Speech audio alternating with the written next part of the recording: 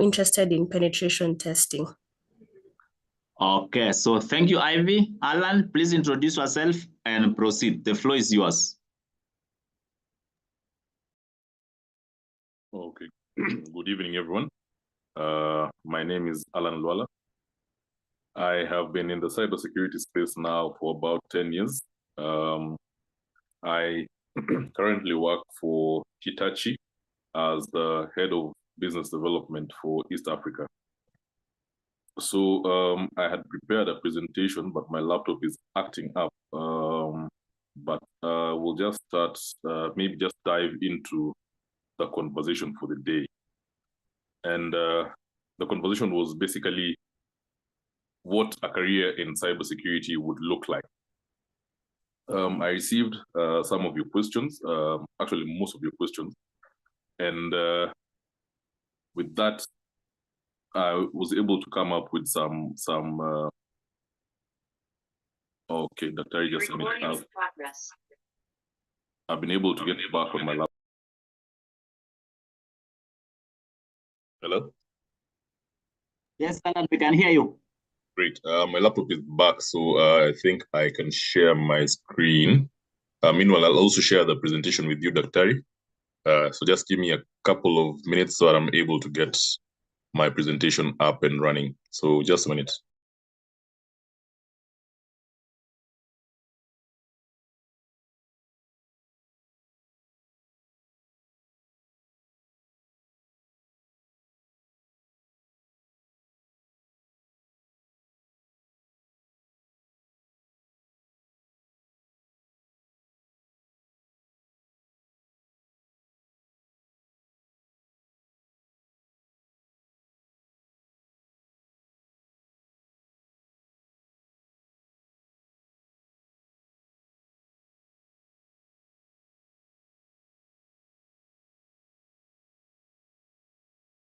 So meanwhile, security is threat intelligence is about collecting information and analyzing potential cyber threats. That's good.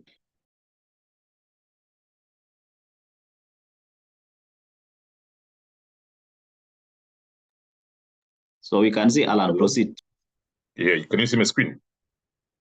Yes. Great. Yeah, so today's session is purely with regards to career in cybersecurity.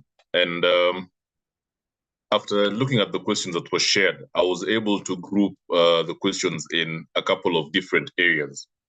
And the first one was, what are the essential skills in cybersecurity? Basically, what skills are required for one to have a career in cybersecurity? Then the other one is, what certification and education pathways does one need to take so that they're able to do something in cybersecurity? Then the other one, the third question that I picked, or rather that I compiled, was there was a lot of requests for career guidance and opportunities, how to be able to be mentored and such like. So I'll touch on that. Then another one was with regards to the different domains in cybersecurity and specializations. Then the fifth was basically what cybersecurity is all about. So cybersecurity in practice, what does it entail on a day-to-day? What would a cybersecurity person do on a day-to-day basis? So that's how I came up with the presentation. And just to begin, as you can see, these are the five things that I've mentioned. One, the skills, certifications, what is required for you to have. Then the career paths, which paths can you take when you're in cybersecurity, and then the specializations. So first thing that you need to understand is that cybersecurity is a very wide space. We actually say that cybersecurity is a world on its own, because it has very many different things. However, there are those basic skills that one needs to have. For example, you need to be very good at your basic IT. And what I mean by basic IT is being able to have maybe knowledge in networking, programming, principles of security, Nowadays, we talk about data protection. You need to know what laws are in place. At international level would be the different regulations. You have GDPR, you have ISO 27000, you have HIPAA for medical, and so on and so forth.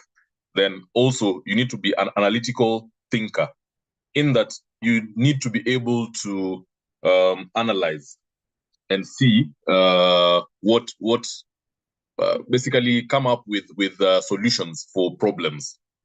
Yeah. So I'll move the slides so that you're able to see. I realize that the slides weren't moving. Yeah, there we are. So the first thing is certifications. At the very minimum, there are those certifications that one should have in the cybersecurity space. But then it also depends on which route you want to take, because cybersecurity is very, very wide. So I'll give an example. Ivy mentioned that she wants to go into pen testing. So a pen tester, in this case, most of the time is what we call a red teamer, someone who sits on the outside and comes into an organization just to find where the vulnerabilities are and being able to help that organization to patch those vulnerabilities. But then you'd find that not everyone would like to do that. There are people who, for example, would like to take a different path. Take about forensics. There are those who would like to only focus on the forensics aspect of cybersecurity. There are those who would like to focus on the governance, risk, and compliance, where most of the time you won't even have to sit behind a machine, but then you need to understand how systems work, what needs to apply where, so that you're able to implement it or guide teams. There are those who would like to specifically go into project management, but for cybersecurity projects only. So you need to understand how that comes in. So there are different levels of education and certification that you require. So for example, I believe most of you, if not all of you, would be doing your undergraduate, and it would be any specialization in IT. You'd be very surprised that most of the people in the industry now, because by the time they were studying in the university, there was no course like IT. There was no course like cybersecurity. There was no course like Bachelor of IT or Bachelor of Science in IT and cybersecurity. Most of them came from engineering background. So I know very many electrical engineers. I know very many structural engineers who came and became cybersecurity analysts, because most of the things that they studied were very relevant, and the interest that they had helped them to be able to pivot.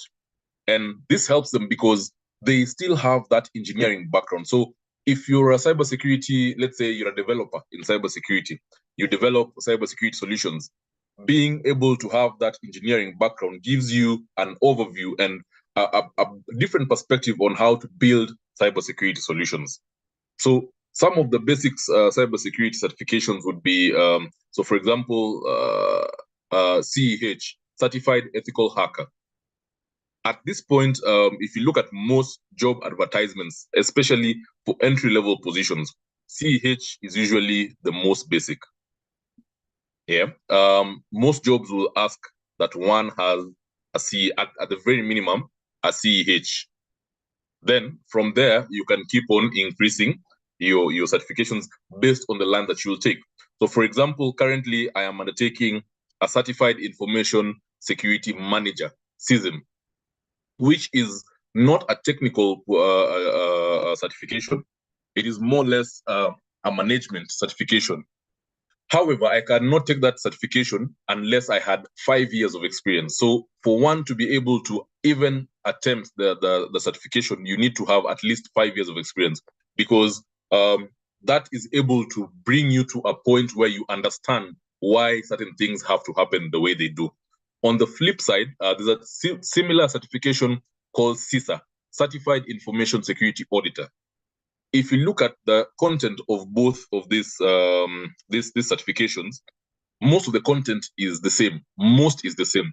However, there are two domains that are added onto CISA that are not on the CISM, because the CISA now requires someone to be an auditor, to sit behind a machine and being able to pull out certain information.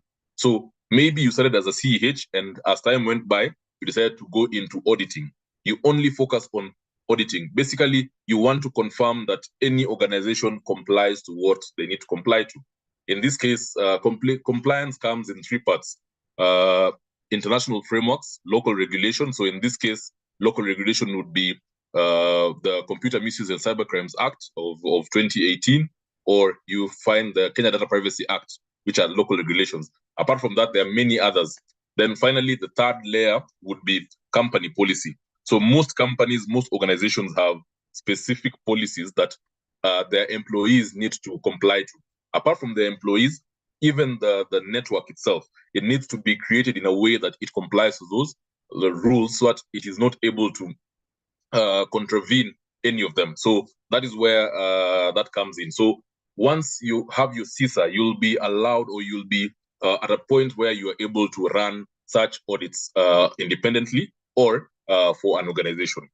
Yeah. Then the CISA is also on the same level as the CISP. The CISP is Certified Information Security Professional, Information Systems Security Professional. And this is a very, very technical course. So this is now for someone who wants to be an all-rounder. You have no specific inclination that you want to go into. But again, it is still a very high-level certification. Then finally, you have those specialized certifications that take you in the different lines. So for example, if you want to be a forensics analyst, there's a certified hacker forensic investigator. So there are different certifications of the same. Now, when it comes to academic education, most people will start with the basic degree. So you have a Bachelor of Science in IT, in whatever it is. You'll be very surprised that my background is not even IT. My background, I'm a psychologist by training. My degree is in psychology, but I had an interest in cybersecurity, and that's how I was able to pivot into cybersecurity. So it doesn't matter what you have at the bottom. In the end, it's all about your interest, your passion, what drives you. And let me just say it from the beginning. If the money is what is driving you, then I think you're in the wrong profession. You need to have that passion where whether there's money or not, you'll be able to do it. However, the money in cybersecurity is very, very good. Yeah. So just as an overview, it is good to have your papers in check, all your papers, whether it is academic or professional certifications. Your academics are usually your foundation. That's your baseline. Then you keep on adding using the certifications. Now, second question is with regards to career and opportunities, guidance and opportunities. One thing that I can highly recommend is that have a mentor. Have a mentor that will guide you in your path.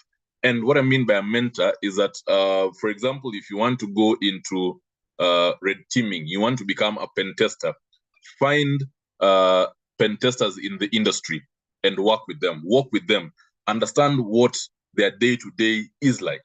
Most people actually believe that cybersecurity is a very technical job. You'll be very surprised that 90% of cybersecurity is just writing reports, nothing else. So if you are very poor at writing reports, it means that you might not be able to execute your mandate. I recently worked for a forensics company, and we would do corporate forensics for organizations. We would go into an organization, collect data, analyze, and then we would write a report. The analysis and collection would take 2 or 3 days, but the report would take us weeks because there is a specific format that it has to be done, whether it is for internal disciplinary or it has to go to court.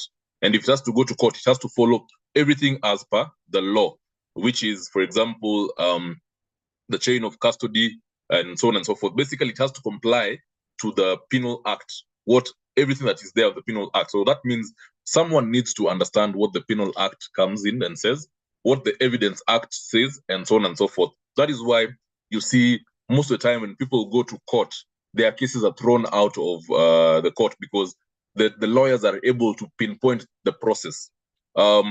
Just to bring this to perspective, in the news, you heard about Bill Cosby, who was convicted of whatever he was convicted of. However, he was released because the evidence was not handled in the right way.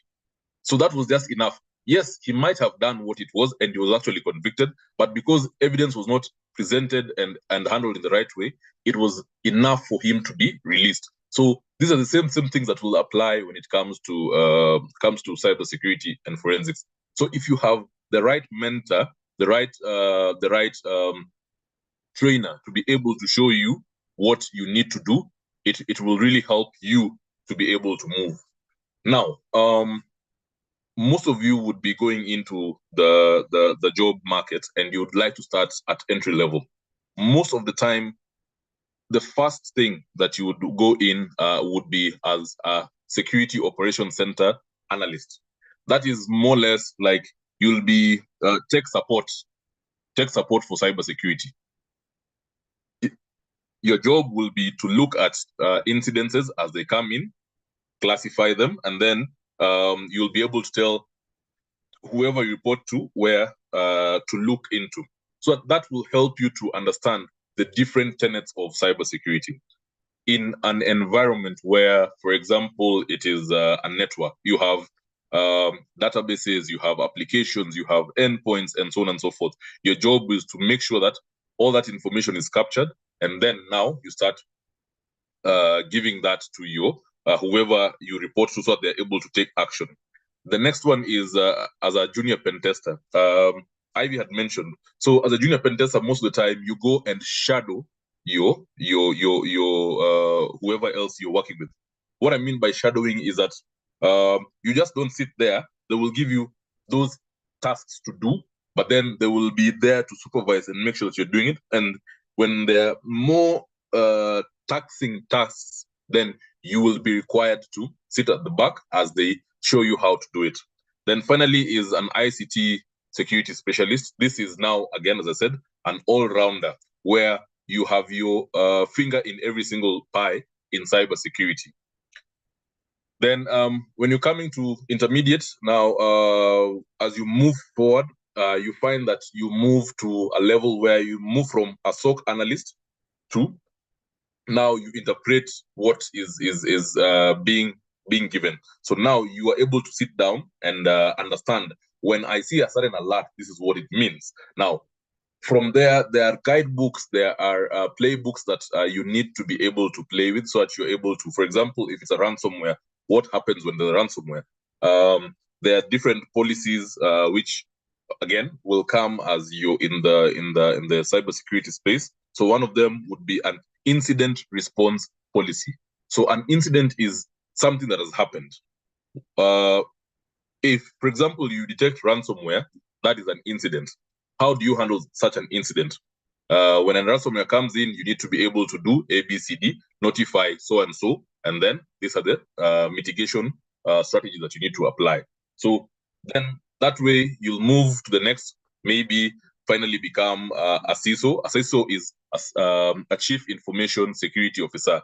That is most of the time the highest level of cybersecurity professional you can be in an organization, where you now sit down as part of the board and make decisions that affect the organization based on the cybersecurity strategy. Now, next thing is you would ask, how would I build experience?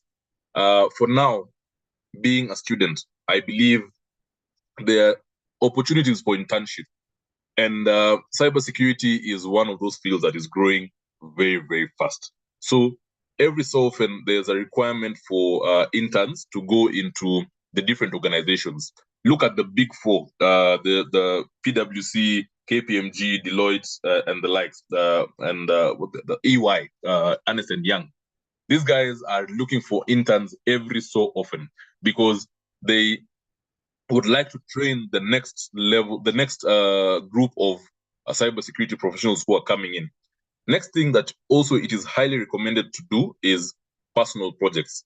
I believe most of you, if not all of you, might have some GitHub repositories. So you can use that, build your own repositories, and in one or another, maybe you have projects that you're doing.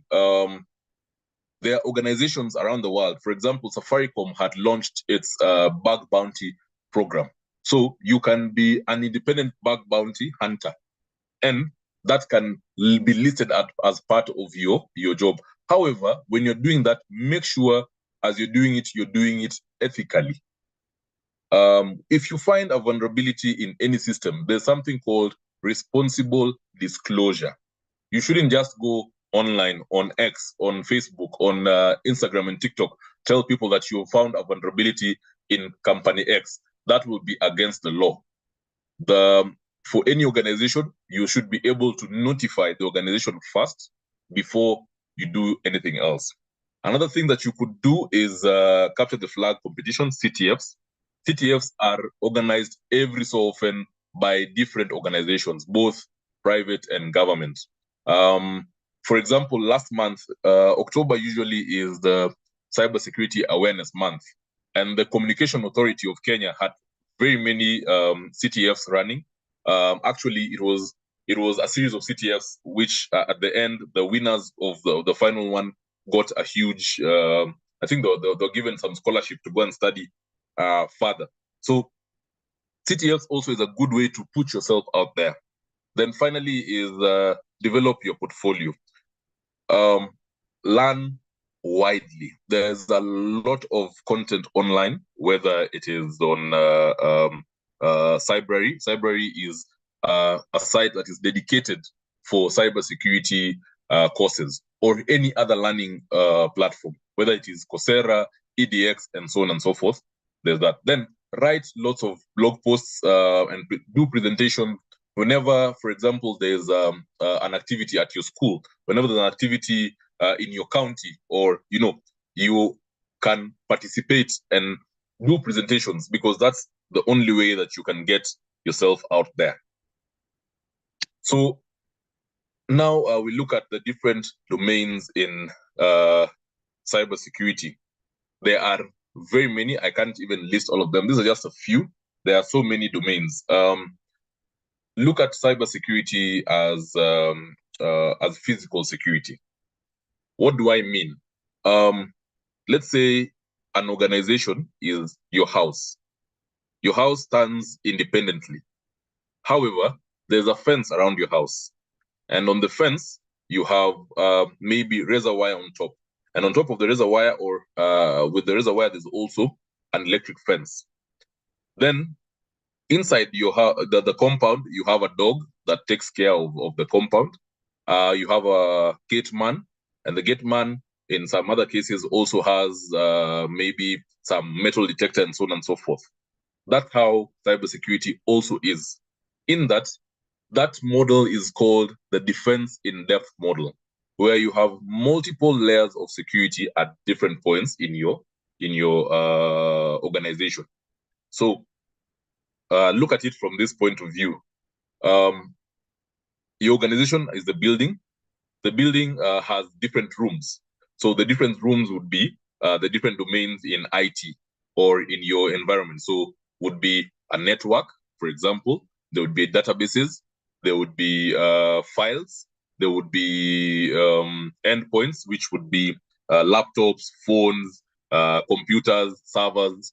Those are all different rooms, for lack of a better term. So in cybersecurity, you can decide to focus specifically on one line. I'd give an example. I know of a guy who's focused specifically on database security, nothing else. And his job is purely to just make sure that organizations have their databases as secure as possible. So his focus will be nothing but database security. However, he did not start as a database security analyst. He started as an Oracle database administrator. Since he was an Oracle database administrator, he knew most of the challenges that come with a database, where the vulnerabilities would be, what attackers would be able to exploit, and so on and so forth. So in that case, he decided, why don't I specialize in protecting just the database? There are people who have mentioned that only do red teaming. So their job is to sit on the outside and to be able to find vulnerabilities in different organizations. They are paid by the organizations to come and check for vulnerabilities and then expose them to the organization. There are people who sit on the inside, are employed by the company. So those are called blue teamers. Blue teamers sit on the inside and do the same thing as what red teamers would do from the outside. However, for them, they do it on a daily basis, and the red teamers would do it on a contract basis. Another thing to look at also is on the data side, because nowadays there's a huge split between cybersecurity and information security. So you'd find people who say, I'm not in cybersecurity, I'm in information security, because we are now moving towards data security. So this is where things like GDPR come in. This is where things like Kenya Data Privacy Act comes in, because this person has focused not on the infrastructure, but what is in the infrastructure, to make sure that that also is well secured and not exposed. Another one, as I mentioned initially and again, is the governance, risk, and compliance, GRC. This is where, if you want, between you and I, if you want to make quick money, go into GRC. Because in GRC, you don't need to do so much work when it comes to sitting behind a machine. But then the work will come in when you're coming to do the reports and all. As I said, cybersecurity is 90% reports and 10% actual technical work. So this also will come in handy, because now, if you look at law right now, there's a specific line in law that is coming up called legal tech, because most of these laws that are coming up have a technology aspect to it. However, lawyers are unable to understand how to implement such. So you will be the bridge between the technical people and the legal people. Yeah, most of the time, these two usually rub against each other, because the technical people want to make the system as secure as possible. However, the legal people, the more secure a system is, the harder it is for people to use. So it becomes less user friendly. So legal people want it to be as, let's say, as easy as possible for people to use. So that is where people who are in the GRC domain focus on how to maintain security while making access as simple as possible. Then, apart from that, there are many other domains. So, for example, I also looked at threat intelligence. So, for threat intelligence comes in two ways. One, human intelligence, which mostly we call open source intelligence, things that you can get online without breaking the bank. So, for example, if I got your name and your phone number, I might be able to also get your school. I might be able to get maybe where you live. And this was quite evident during the Maandamano, where as soon as we had the photo of someone who were able to get even their family and so on and so forth, that was part of open source intelligence, because most of this information is out there on social media and so on and so forth. Then the second aspect of threat intelligence is the artificial intelligence, where it is generated by the different systems. In cybersecurity, we have different tools. So we talk about three major aspects. We look at the people, we look at the policies, and the tools. So the tools are the ones that generate the artificial intelligence. If you know how an antivirus works on a list of known viruses. So this list is called a signature database. So this database is generated by the antivirus based on the activity of that malware on the endpoint. So it will create a specific signature, and that signature is what will be used to identify the malware anywhere it goes. That is some sort of artificial intelligence. However, right now, considering that artificial intelligence is the big thing, we are using AI to be able to even predict attacks before they happen. So you have a system sitting in your environment, and that system will be able to tell you that I think what I am seeing might be an attack. And if you're able to do ABCD, you can stop that attack before it happens. So that also is another very interesting field that you can go into. Now, we go into cybersecurity in practice. So what is the typical day for a cybersecurity person? One is to be able to detect threats. It's the most basic. Anybody who has an antivirus on their endpoint or on their laptop, as soon as you plug in a flash disk that has a malware, it pops up, makes a noise, and says, "Virus detected."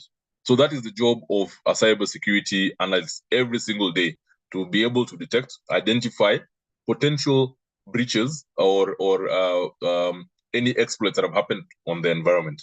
Then, once you've identified, you now move into the next step, which is incident response. So you might identify something, but it is not an incident. An incident is now where you've elevated it to a point where it needs to take someone needs to take action.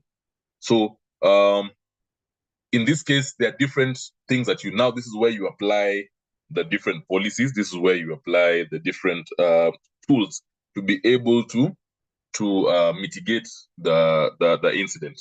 Then once you've done that, you've made sure that now everything is working well, the malware is no longer running, you move on to forensic analysis. So for forensic analysis here, you investigate what the root cause of the breach was.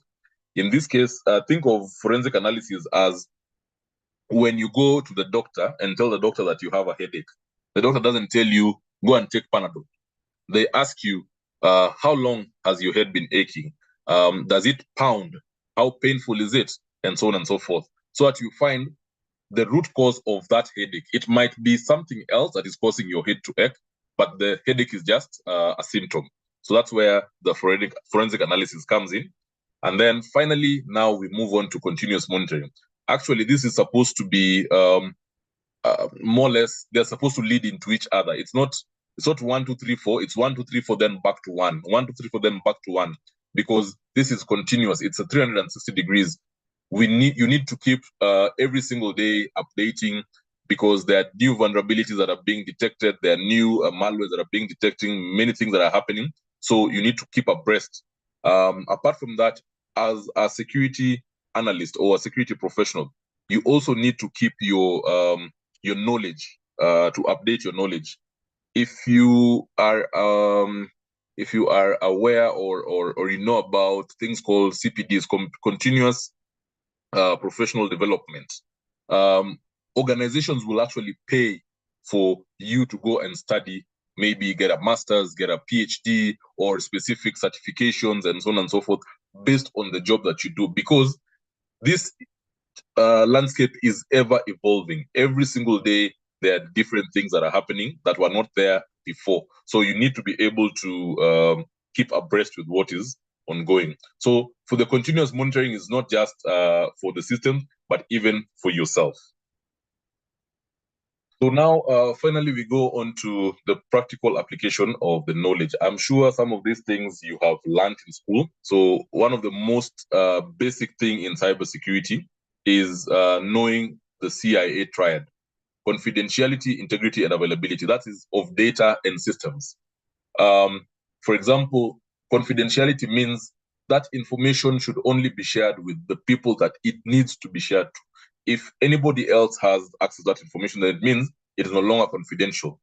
Integrity means that this file or this content is, we use the word immutable. It is unchangeable, which means that it maintains its quality and quantity from where it came from to where it is going.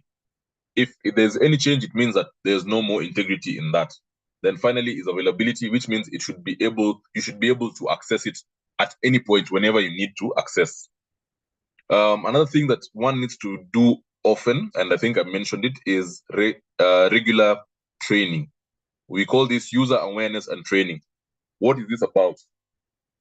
You find that in your organization, yes, you might be the cybersecurity professional. However, not everyone in your organization understands cybersecurity. Yeah, not everyone understands the value of cybersecurity. So it is up to you as a cybersecurity professional to be able to run different training on different aspects of cybersecurity. Most of the time, when attacks happen, they come through an email, a phishing email. And the phishing email is hardly ever targeted towards the cybersecurity guy. It is always targeted towards non-cyber or non-IT receptionist, maybe the CEO of the company, where they will easily click on the link and get infected. Of the different attack vectors that we know, email has still leads in the number one cause of most of the breaches that are happening, because it is easy to target people on email. So now, with constant training, then you'll be able to mitigate, or rather reduce the landscape or the platform of which an attacker would come in. Also, another thing is to focus on forensics. I realized that being in the industry for quite a while, most organizations focus on the cybersecurity side, basically on the protection. But then they will keep protecting. When a breach happens, they don't do adequate forensics, and then another breach will happen. A typical example would be Sony. In 2014, about 10 years ago, Sony was breached when they released the movie The Interview. And when the cybersecurity company called Mandiant went and did the forensics, they found out that Sony had been attacked, or rather had been breached 3 other times before. And all those 3 times, including the 4th time, it was the same attacker. Because what the attacker had done is that they had put a backdoor in the Sony network. So Sony would finish, and then they leave, they keep protecting. So, for example, an easy way to understand, in your house, you have the main door, the main entrance, but then you have different entrances or maybe exits. And since the thieves maybe came in through the main door, you only buy a padlock for that door. But when the thieves came in, they also looked at your environment and found out that your bedroom window does not latch well. So next time when they come in, they will not come in through the main entrance. They will come in through your bedroom window, because it would be easy to come in and you guys don't know about it. So having to do the right forensics and analyze all the different vulnerabilities, all the different channels that an attacker would use, would help you to protect yourself, so that you're not at least reduce the platform of which an attacker would attack you. Then also to look at now the security tools. Again, security tools are there in plenty. I cannot list all of them. There are very many, and each one of them has a role to play. And one thing to point, for example, you see there's one here which says IDS/IPS. This is an intrusion detection or intrusion prevention system. The difference between the two is that an intrusion detection system it only tells you that I have detected. It is passive. It's not active. Then an intrusion prevention actually goes and stops the attack. And you find that the organizations where their security maturity level is to a level where they have both, because each one of them plays a different role. At times, something might not be detected, but it can be prevented before it is detected. So those are some of the things that you can apply in your day-to-day. So what are the next steps for any professional that wants to come into the cybersecurity space? I usually tell people there are only 3 things. 1, have your papers correct. Have your papers correct. What I mean is that have your academic papers and your professional certifications. None of them is more important than the other. They are equally important. Equally important. None of them is more important than the other. The second thing is expose yourself. I usually tell people, expose yourself. Put yourself out there.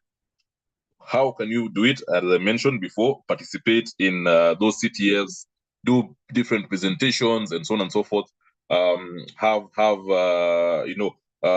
so often there are networking sessions for cybersecurity people. Attend those things. You never know where your next break will come from. Then finally is have a lot of practical experience.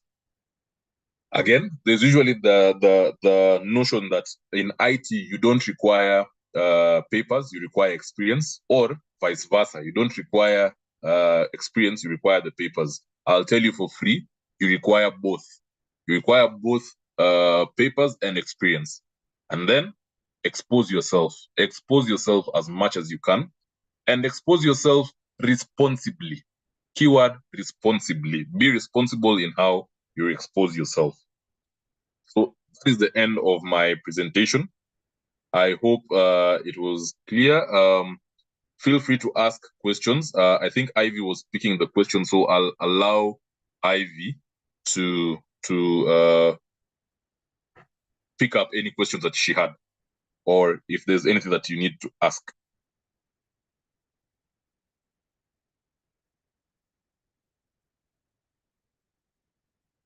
So I've gone onto the chat. Let me see. Ivy, proceed. Yes, the money in cybersecurity is very, very good. That one, I will not lie. However, it does not come to everyone. It comes to those who put in the work. I know people in cybersecurity who have no money. And again, it's not about the money. It is about your passion. You find that you might be in cybersecurity, but you don't enjoy what you're doing. In that case, you're in the wrong profession. Yeah. You should always try to have balance, work-life balance, balance in every aspect of your life. Thank you, Allan. Someone is asking, how do you get mentors? That's a very good question. So it depends. It depends on the kind of mentor you want. So I'd say, for example, go on LinkedIn. You'd find that LinkedIn has everybody posts their different jobs, and you find that maybe you've seen someone that is in a space that you'd like to be. So feel free to connect with that person and be very respectful when you're talking to them. Remember that for someone to be your mentor, they also have to choose. Just because you want me to be your mentor doesn't mean that I have to be your mentor. It is two-way. So you need to be very careful about that. Apart from that, there are different platforms in which you're able to seek for a mentor. So for example, there are certain WhatsApp groups that I am in, where there's a lot of mentorship that is going on. Apart from that, even in organizations. So I mentioned I work for a forensic company, and what we do whenever we get fresh graduates, either as interns or those who are coming for attachments, would take them through a rigorous 6-week training, technical training. However, as part of the technical training, we train them on 3 other things: communication, employability, and entrepreneurship. Because we realize that, yes, we live in a world where not everybody will get a job instantly as soon as they finish their studies. Not everyone will be able to start their own business. However, I'm sorry to say it, but most technical people are unable to express themselves.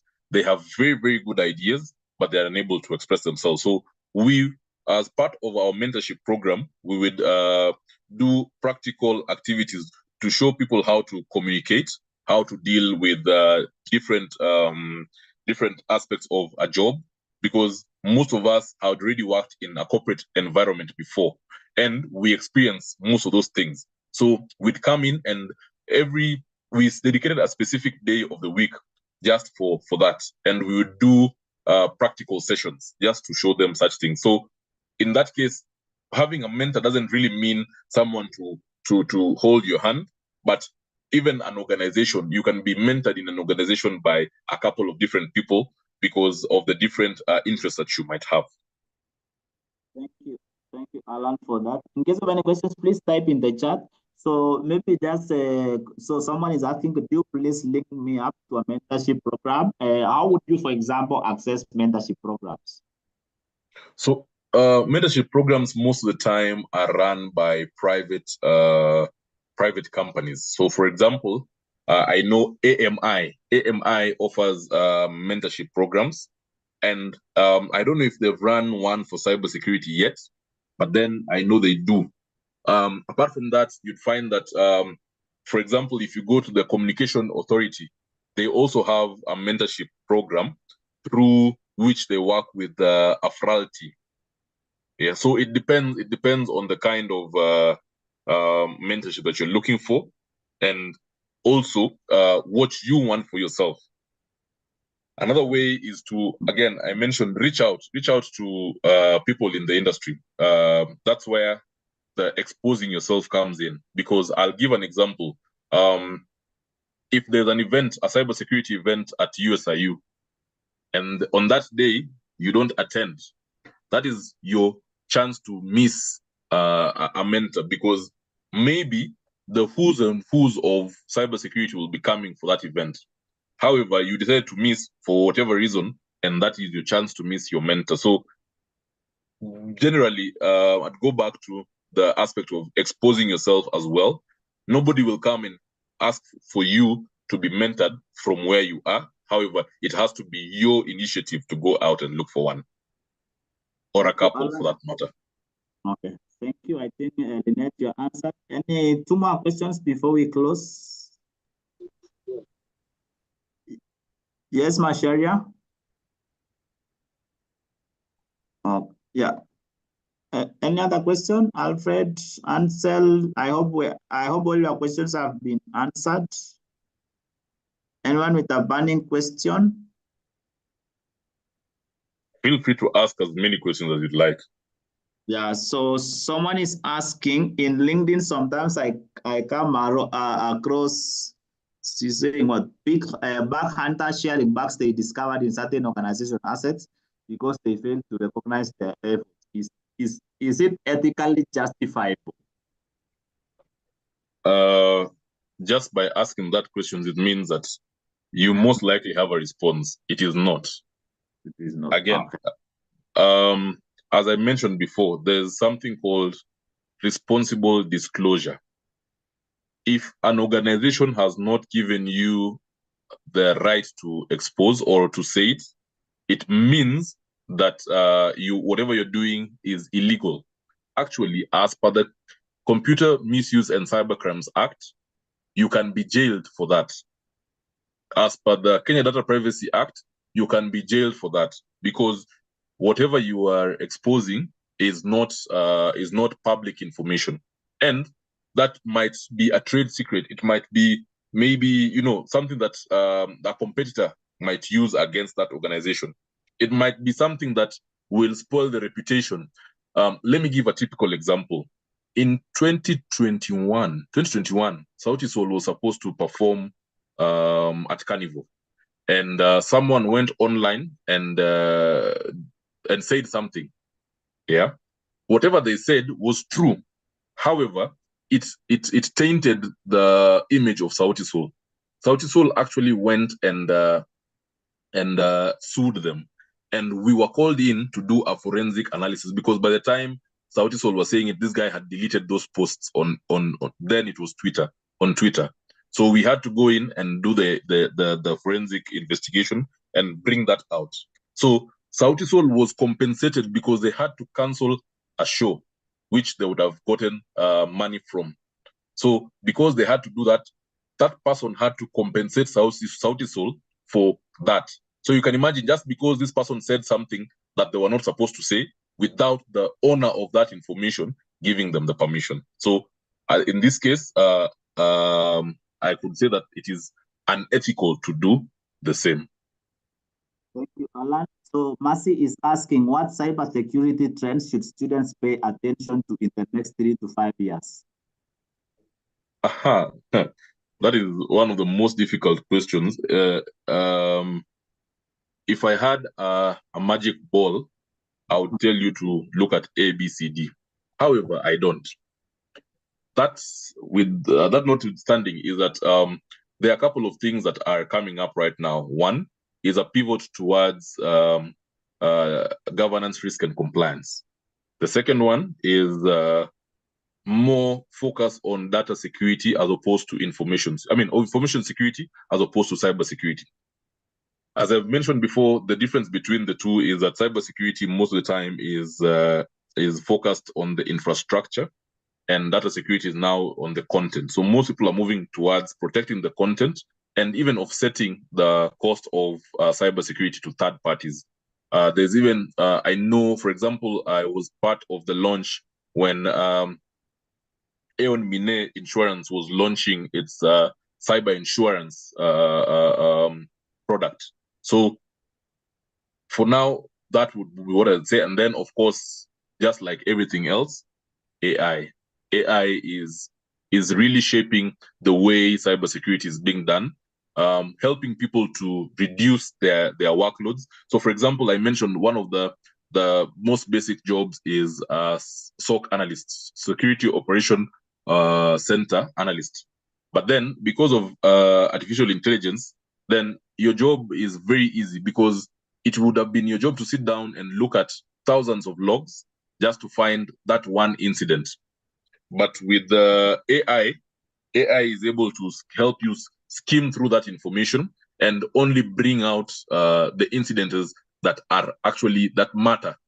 There are things that are called false positives, in that, yes, it looks like a malware, it looks like an attack, but it is not an attack. It just has the characteristics of an attack. So AI is helping to reduce that. Good.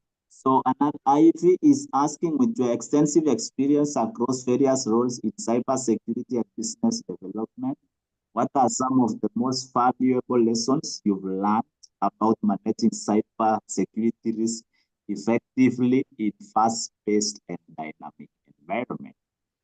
Wow, that is a very loaded question. Yes. So, two things. One, every situation is different. Every situation is different. You might think that because it is, for example, a ransomware, and it has affected two organizations, the way those organizations will feel the ransomware or the attack would be very different. So at times, not being very rigid in the way, or rather robotic in the way that you deal with things, also comes in handy. Being able to be adaptable to the different situations. Yeah. Then the other one is, so it's good that you've mentioned both cybersecurity and business development. Those two never go together, because in business development, it is more a people thing. And ideally, cybersecurity is more a technical thing. And technical people are not people's people. They don't know how to talk. They don't know how to express themselves. So at times you might find that it is going to be difficult to even make people understand your points, because you might not be able to communicate it in the right way. So that is where, again, having a right balance between the two comes in handy. A few years ago, when I was joining the cybersecurity space, it used to be called neuro-linguistic programming, NLP. Most people will study NLP in maybe a machine learning class or an AI class, but you'll be very surprised that the same is applied in like human interaction. I know a friend of mine who started in the cybersecurity space, rather in the IT space, and the guy could not even talk to people of the opposite gender. Yeah, because the guy was very timid. You should meet him now.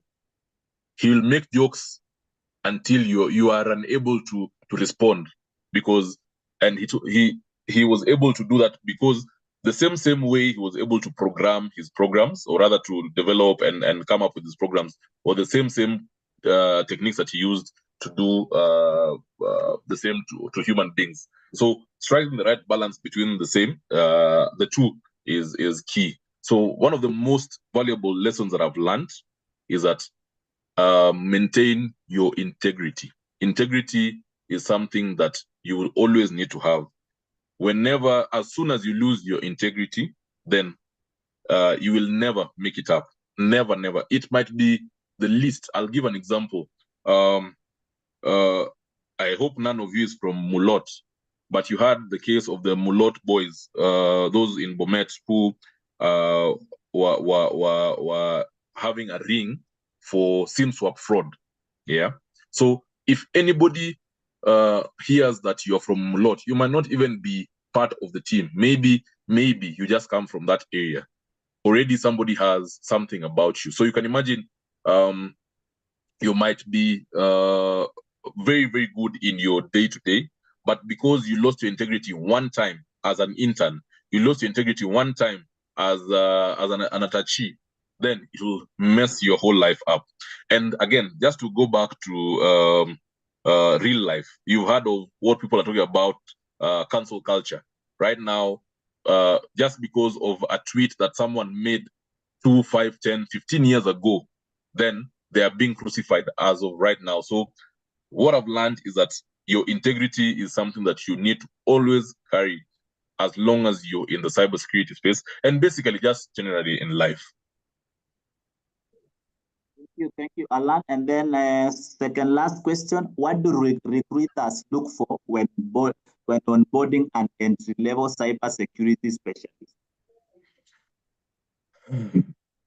To be very honest, between you and I, most recruiters don't know what they look for, because cybersecurity right now is a very new field, and unless these recruiters are very good and they know, maybe they have an IT background, a cybersecurity background, most of the time they'll just go back and look for certifications. And I say this I know I'm going to crucify myself by saying this, but we've seen jobs where they advertise for an entry-level position and they request for maybe someone with a certified information security manager, which is, as I mentioned before, you need to have at least 5 years of experience to do that. Yet it's an entry-level position.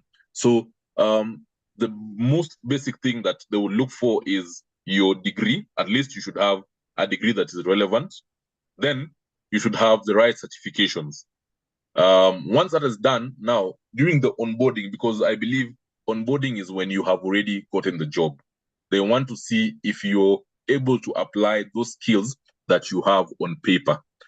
Most of the time you find that people either forge the papers, or they are not able to replicate. That is why, apart from that, they will also ask you to do a task.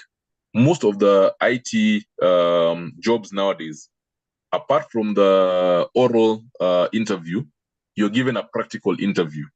You sit down, they're given a task, and you're asked to complete the task, or solve a certain problem, just so that they can see if you understand what you have studied. So those are some of the things that I think you can get in the industry as you go in. Thank you, Allan. So the last question, as we know, Google laid off its entire Python team in 2024. Will this have an impact on digital forensic, as it is more of coding or any other field of cybersecurity in coming year?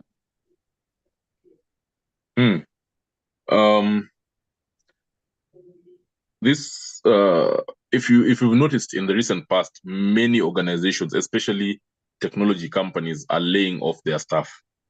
And I think it is because it's a ripple effect on what happened during COVID. So during COVID and after COVID, there was a high rate of guys were getting jobs left, right, and center. But then as time went by, organizations, I think, are realizing that there was an overhiring at that point, and now they need to scale back to normal. Apart from that, again, we go back to the word AI. AI is coming in to make life easier for many people. That means that for you to remain relevant, you need to keep on upskilling. Yeah. So what I see in the next couple of years, people who have basic skills will be more or less redundant. The best way to bring this to perspective is that I believe most of us understand the different revolutions that happened. So we started with the agrarian revolution, where human beings stopped using their hands and implements, animals, and went to use maybe mechanical tools to be able to till their land. Then we moved to the industrial revolution. So now we move from being able to till the land and now process the food. Then now we are in the automation revolution, where almost everything is going to be automated. Yeah. I'll give a typical example. let me not lie to you. The presentation that I just presented, I only had the prompts, put it onto an AI system, and it helped me generate the images and so on and so forth. That's why some of the images looked weird. It's not because I did not know how to do it, but because if there's a tool that can help me do it, then I will go back and fine tune what needs to be done. So for the same reason, whether it is in forensics, whether it is in cybersecurity, whether it is in IT, whether it is in accounting, then it will mean that you need to be more skilled to be able to maintain your job or even upscale or move forward. Maybe pivot. Like for me now, since my background is in psychology, I want to do my master's in behavioral psychology so that I'm able to help people who are coding the AIs to be more human. Remember when ChatGPT was first launched and there was the issue of hallucination, yeah, because it was detached from humanity. But now, the more we put information into it, it becomes more human. Last week, I went into my ChatGPT account and asked it, can you make, maybe roast me? And unfortunately, it was able to look at all about me and do a roast like literally what you would see on TV. So whether you like it or not, AI is here and is here to stay. Most people might be able to keep abreast, but the idea is to always keep improving, keep upskilling, keep being better at what you do, and don't be complacent. Thank you so much, Allan. Ivy, if you can hear me, maybe you can give us parting shots and your key takeaways so that we end today's session. Are you able to hear me? Yes, I can hear you, sir. Yeah, so just parting shot and takeaways, and then we close today's session.